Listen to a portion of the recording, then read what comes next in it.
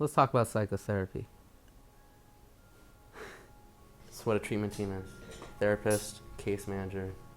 This is one possible, I guess, combination. There's a supervisor, there's an administrative supervisor, then there's your nonprofit, which dictates the rest of that, and that's what constitutes, public health. Right. Yeah. Nice couch. Certainly, psychoanalysis has the perks of comfy signifiers. Why is psychoanalysis necessary rather than sticking with cognitive behavioral therapy is the same reason why German philosophy doesn't end with the egoist Max Stirner. The problem with current cognitive therapy is how do you explain to somebody who has no interest in psychology or philosophy that you can't simply tell somebody to reflect on themselves and describe themselves and expect them to act in their own interests. How do you show them that being is in fact something that specifically is contra describing the self? That's very difficult, right? So that's the challenge you have ahead of you if you choose to improve psychotherapy at all. What could be more obvious than to act in your self-interest? This is what the cognitivists tell us to do. This is what liberal society tells us to do. You act in your own self-interest, maybe you care about other people along the way. What could be more obvious? What could be more of an obvious sedition of all that is good, but to deny this fact, to act in your own self-interest and to try to help other people? The problem is the nature of being itself. Once you start describing yourself, you're now in a semblance of reality. Your ego is not yourself, so when your being is a described mere relationship to yourself, your being has become a semblance of your actual being. You're now living a shell of your life. You're not actualized by being in constant self-reference to your own ego. So we ask ourselves, what does it mean to engage with the macrocosmic systems and the microcosmic systems? What's the difference between, say, how we relate to how we brush our teeth to how we relate to the laws which govern us? And a therapy revolution would have to involve both, because ultimately you're talking about a therapist-client relationship and what that constitutes. The other aspect of it is the mental health system itself, and that's how do you deal with the various signs and symbols and knots in which the therapy system itself is structured. How do you deal with how insurance companies decide whether or not a treatment is effective, what's wrong with the current systems, and what can be done within the current framework of psychotherapy. Intrapsychic liberalism would be the self-describing of the self. Zizek in The Clinic talks about intrapsychic liberalism sunset, or at least outlines a method for us to overcome this flaw in current thought. 3 parallax views. So a parallax view is a view that sort of runs concurrent to another order, but doesn't necessarily connect.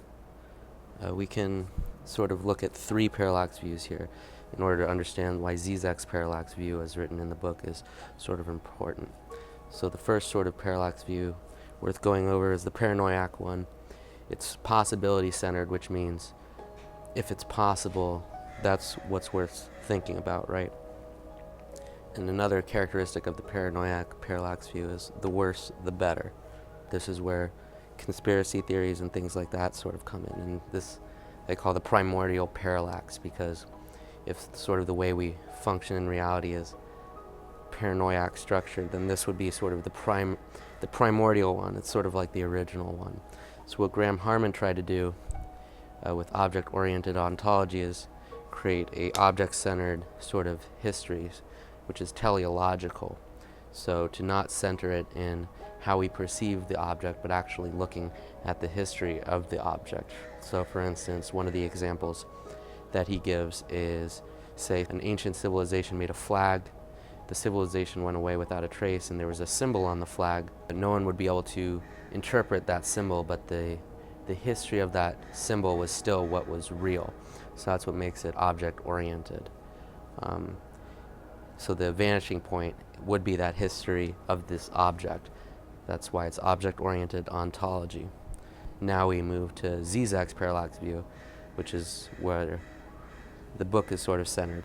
Zizek has what he calls a materialist idealist view. I call it fluctuation-centered, because he's always fluctuating between the material reality of our conditions and sort of their absolute ideals.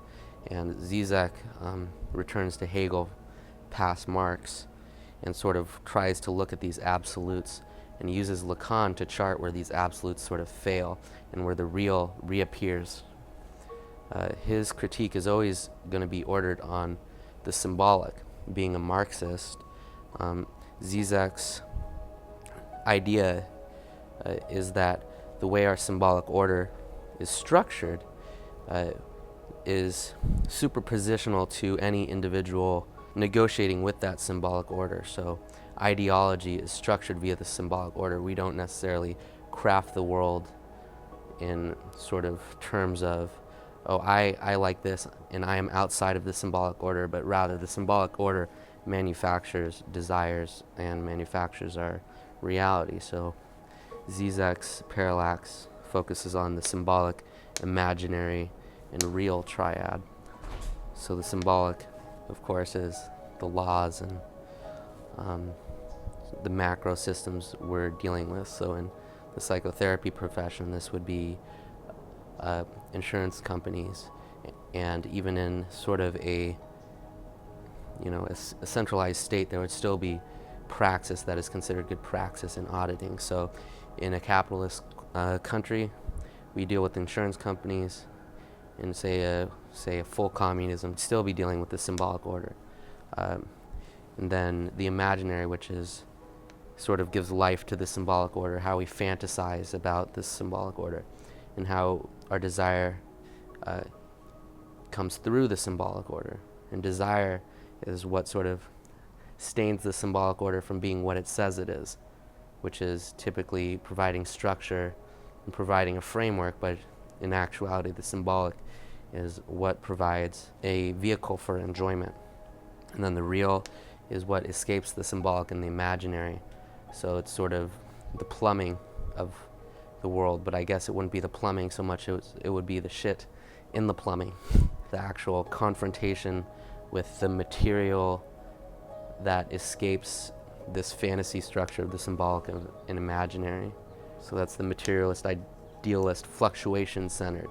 So he sort of drags these events through the register of the symbolic, imaginary, real, just like Lacan does. But he also keeps in mind various sort of absolute ideals in which the symbolic order states it is sort of geared to. So that would be sort of the Zizekian vanishing point and the Zizekian parallax view.